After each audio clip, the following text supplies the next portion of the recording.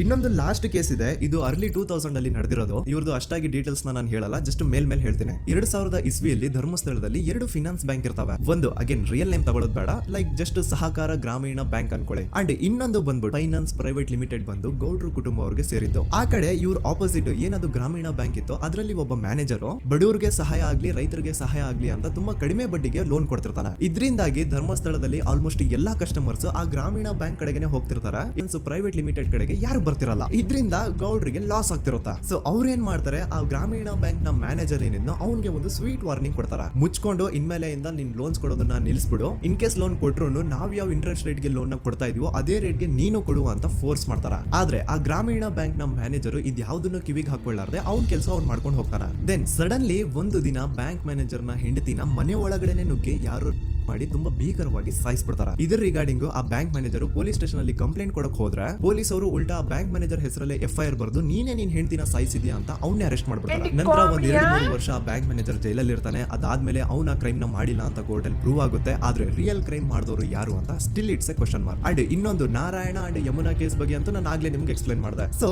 ಎಂತ ಕೋ ಇನ್ಸಿಡೆಂಟ್ಸ್ ಗಳು ನೋಡಿ, ಯಾರೆಲ್ಲ ಆ ಧರ್ಮಸ್ಥಳದಲ್ಲಿ ಗೌಡ್ರು ಕುಟುಂಬನ ಎದುರಾಕೊಂಡಿದಾರೋ ಅವ್ರ ಜೀವನದಲ್ಲಿ ಏನೋ ಒಂದು ತುಂಬಾ ದೊಡ್ಡ ದುರಂತ ನಡೆದು ಹೋಗುತ್ತೆ. ಅಂಡ್ ಸರ್ಪ್ರೈಸಿಂಗ್ ಅವ್ರ ಕೇಸಲ್ಲಿ ಪೊಲೀಸ್ ಅವ್ರ ಕಡೆಯಿಂದ ಪ್ರಾಪರ್ ಇನ್ವೆಸ್ಟಿಗೇಷನ್ ಆಗಲ್ಲ. ಅಂಡ್ ಯಾರು ಆ ಕ್ರೈಮ್ ನ ಮಾಡಿದ್ರು ಅಂತ ಯಾವತ್ತೂ ಹೊರಗೆ ಬರೋದೇ ಇಲ್ಲ. ಸೊ ಈ ಗೌಡ್ರ ಕುಟುಂಬದವರು ಧರ್ಮಸ್ಥಳದಲ್ಲಿ ಬೇಜನ್ ಕರ್ಮಕಾಂಡಗಳನ್ನ ಮಾಡಿದ್ದಾರೆ. ಅಂಡ್ ಅವ್ರ ಪವರ್ ಅಂಡ್ ಅವ್ರಿಗಿರುವಂತಹ ಇನ್ಫ್ಲೂಯೆನ್ಸ್ ಇಂದ ಆ ಎಲ್ಲಾ ಕೇಸ್ ನ ಮುಚ್ಚಾಕಿದ್ದಾರೆ ಅಂತ ಮಹೇಶ್ ಹಾಗೂ ಗಿರೀಶ್ ಮುಟ್ಟಣ್ಣನವರ ಹೇಳಿಕೆ ಆಗಿದೆ. ಸೊ